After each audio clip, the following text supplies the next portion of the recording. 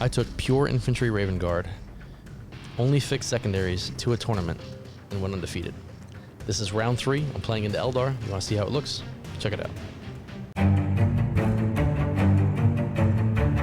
There is only war.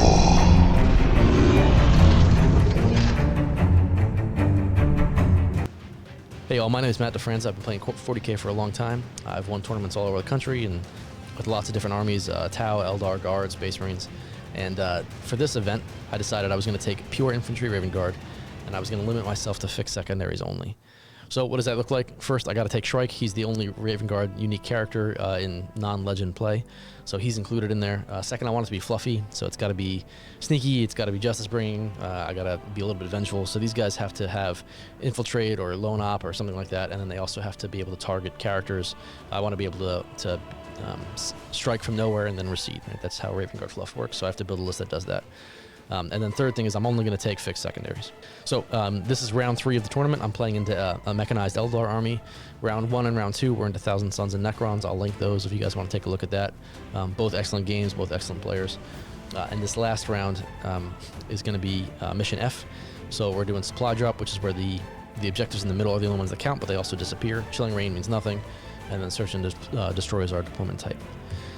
For the list, what I took from mine, my 2 main damage dealers are a captain with a 10-man brick and an ancient with a 10-man brick.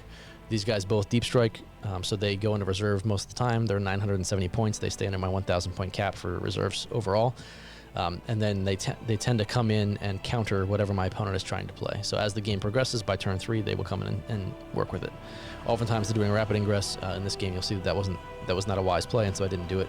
And then my third unit is going to be Shrike with his 10 Assault Marines. These guys position centrally. They do what's very similar in chess to a night camp.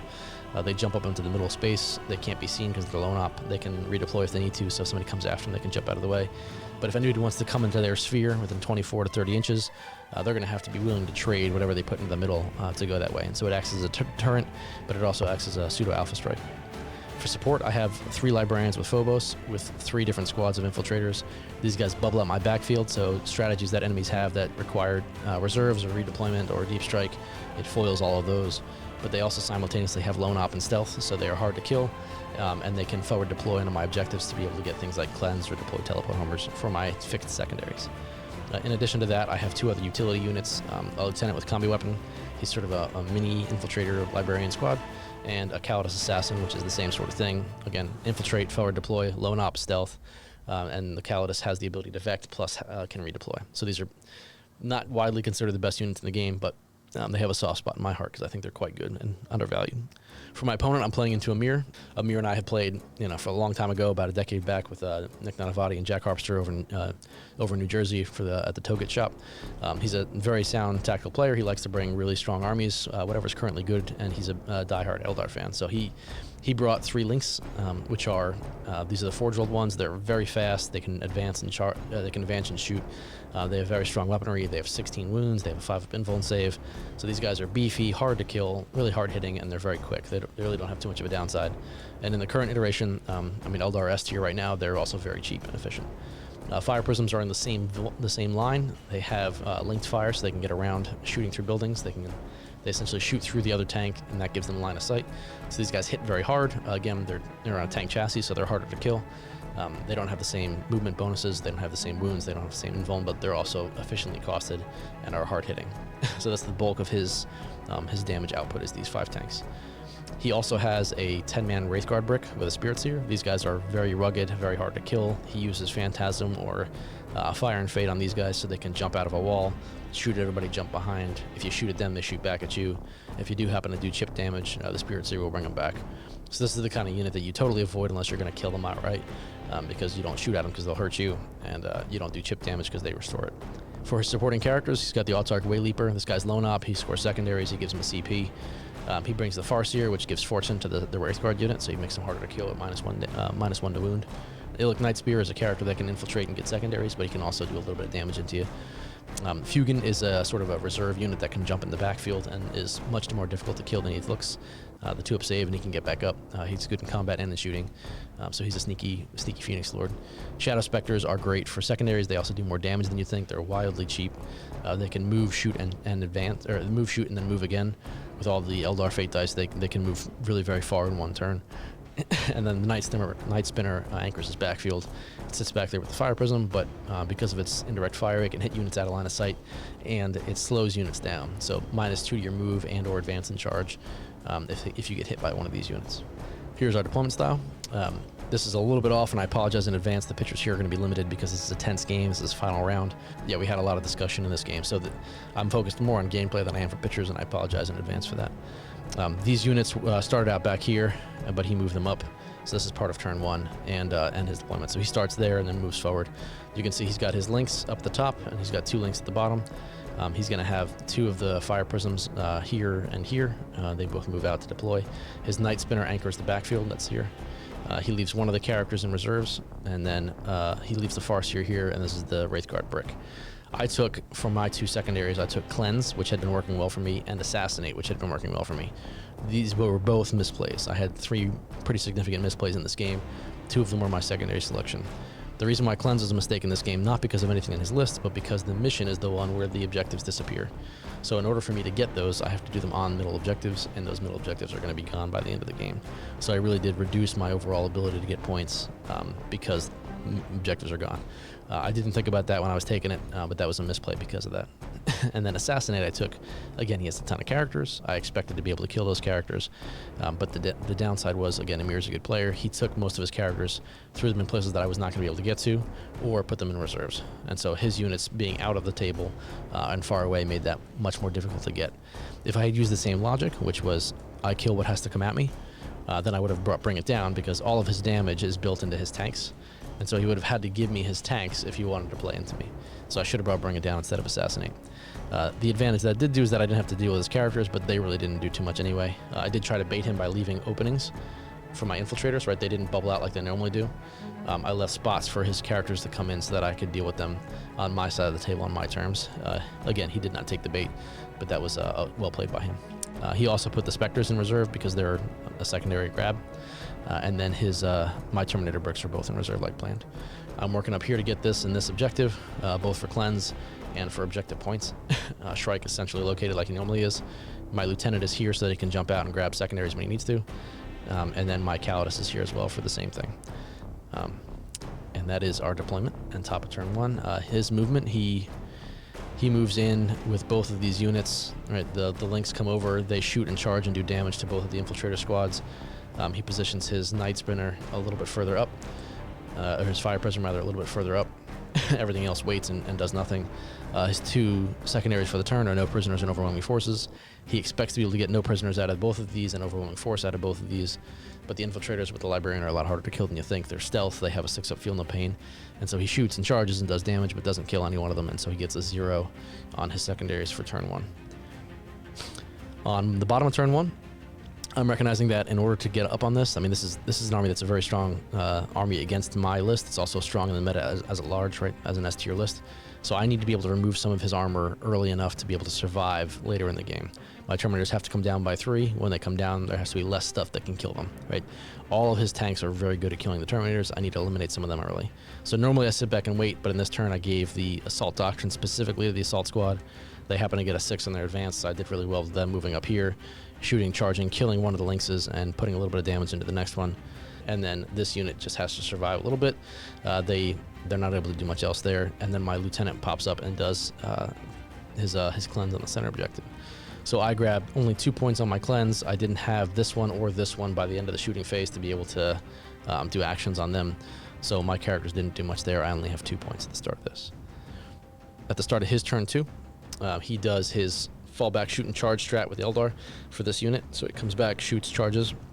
This Fire Prism moves up to be able to get a line of sight behind the wall and shoot into them regardless of where they move. If I do the Space Marine trick to jump out, I can come out here, but he still would be able to see me. And I was too far away from the wall to come this way. So he had me up here no matter what I did. I had to just stand there and deal with it. This unit could not do the fire back and shoot because he had already used the strat, but his links fell back out of combat and jumped back here. And then the Wraith Guard did their move, shoot, move thing with fire and fade and shot into the Lieutenant in the middle. It was statistically anomalous, but they brought him down to 1 wound. Stealth and Feel No Pain went off and did well, and so he did not remove all of the wounds on my Lieutenant, which again he should have by all rights, but didn't. So at the end of his turn, his no prisoners, which he kept, he didn't get anything, and then he got cleansed as the second one, which was unfortunate because there's no way he was going to get any ownership on any one of these 3 objectives that turn. So at the end of turn 2, Mechanized Eldar has 0 points. At the bottom of turn 2, I grab 10 points for supply drop. I own this objective and I own this objective, so there's my 2 5 points. I did not have more than him up here, and so I didn't get any points for that, and this one doesn't count. So I get 10 points for my my primary. My secondary, again, I cleanse and cleanse. This guy, by all rights, should not be here, should not have gotten those points, but it worked out that way. So I get 10 on my supply drop, 4 on my cleanse. The assault squad made a play here, and this is where my third mistake came in. I had set it up in such a way that I was going to charge and kill the lynx, but leave a guy back here so that I can fall back onto the objective, right, and then get behind the wall. That was the whole play, the whole design, the whole point, but I should have moved here to do the charge. Because I moved here, I had enough range to get close enough to this tank. And so when I had blown up the lynx, I then had to move into range, into combat with the fire prism. I could not move backwards because I would have been able to engage here. So because you can engage a unit, you have to do that first. Second is if you can't engage a unit, then you can fall back on an objective. But again, the idea was to come out here, hit this, and then fall behind the wall so that he couldn't hit me. Fluffy very much for Raven Guard, but also tactically very sound. So as a result, I've essentially exposed my entire assault squad with Shrike for 1 lynx, which I don't think would have been worth it, right? I gave all of this a target when it wouldn't have otherwise had a target. And that was, poor play there by me, just by moving the models around a little bit, a couple of inches, but that's the game we play. So at the end of my turn, I have another 10 for my secondaries, for my primary, and another 4 for my secondaries. Start of turn 3, he gets 5 points for his primary, which I believe was from up here. He moves up with this unit, moves down with this unit. These guys are fighting in combat. They're almost dead. Everybody else is shifting over here and shifting down here to be able to get range and line of sight onto these guys. His characters all came in because he had to bring them all out, right? And his Shadow Specters came in at the top of turn 3. This is the last turn to do it. But they all fire in and kill nearly all of my assault marine squad. They didn't get the whole thing, but they did get the last one in my turn, and we'll talk about that in a second. So for him, he got his no prisoners by killing that unit, and I believe he also killed off the last infiltrator up there to get his extra. And then his tempting target, which I selected down here, he was not able to get. So start of his turn, he got 5 for the primary, and he gets 4 for his secondaries. For the bottom of turn 3, I had the choice here. Shrike could have fallen back into the shadows and come out, been totally fine. But if I did that, he would not have overwatched me there. He would have overwatched somewhere else, which was more dangerous to me. So Shrike took the pain like a captain should. He brought it on himself instead of letting his fellow use it. So the Terminators came in here. He moved to draw the overwatch, got killed. That gave him his second one on no prisoners. The Terminator squad oathed and killed the Night Spinner, and then they charged in to get to kill it for finally, and then they also tagged the Wraith Guard unit. I didn't shoot the Wraith Guard unit, I didn't get shot at for nothing, but I did tag them so that he would have to spend a CP to fall back, shoot, and charge, and then he wouldn't be able to use it anywhere else. The Infiltrators extended here to be able to get into this spot. I was able to cleanse there. I was able to cleanse down here, so I have 2 more cleanse targets. These Terminators showed up here, and they shot and killed this. I should have done this play a turn earlier, then I would have been able to take this one before it disappeared, but this is the state of it. So he gets a little bit of damage done here, but I'm not going to remove that tank until they charge later on. At the end of this stage, this objective goes away, so I was able to claim it here, but at the start of his 4, he can't get it. So for my turn, I got 5 here and 5 here, and so I was able to claim both of those to get my points there, and then I got my cleanse on both as well. So at the start of turn 4 for him, he's realizing he needs to get some of these other objectives going. His 4th, he gets Storm Hostile objective and Behind Enemy Lines. Behind Enemy Lines is not going to be a possibility for him. He's already brought all his guys down. Storm Hostile objective, he's going to have to try to take over another one of mine.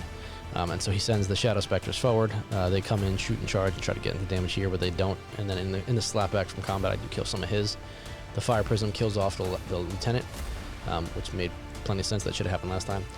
And then he kills off finally the last of this Infiltrator squad with his character up top, or with his tank up top. So he ends up getting neither Storm Hostile objective nor Behind Enemy Lines. Neither one of those materialized for him. He also only gets 8 for his secondary. I think he had this objective up top at the start, so that one's still there. This one does not exist right now. And so that's his points for the end of 4. So for the bottom of my turn 4, what's happening is that my Terminators, I'm sorry I don't have the picture for it here, but my Terminators moved up, shot and killed and charged and killed 3 characters. This Terminator brick moved in, killed this tank, and then this didn't matter anymore. These guys just stayed here. So I cleansed down here, and I got my points for that. I got 12 on my assassinate for that play, and I only got my 8 for the objective that I had down here. So at the end of this, we were unfortunately called off on time, and so we weren't able to get a turn 5 in. You know, it's rough for tournament contention, but that does happen sometimes. It's part of the game. We had a lot of discussion in our game, and that got there. This was where we ended up cutting it off, but we did have discussions around what the last part would have been, just to think through what all that would have looked like. Amir didn't think that he could get any other points because this is gone. This is not going to be able to beat this before getting points on it. He can't get down here. None of the stuff is fast enough. So he wasn't able to get any of that. His draw was the extend battle lines and secure no man's land, both of which were impossible for him to pull off. So he ended up with no more points in turn 5. So he maxed out at 17 with paint, became 27. For me, supply drop, this went away, and so I have this one. This is for 15. I got that one. Assassinate, we talked about how I probably would have been able to kill that one last character to get another 4 there. And then for cleanse, I would have cleansed just this one because this one is gone and this one's gone. So I would have gotten another few points that way. So in the end, what it would have looked like is an 83 to a 27. But overall, this was a very tactically difficult game. I made 3 big mistakes. All 3 of them cost me quite a bit. But you have to recover from those, and that's part of the game as well.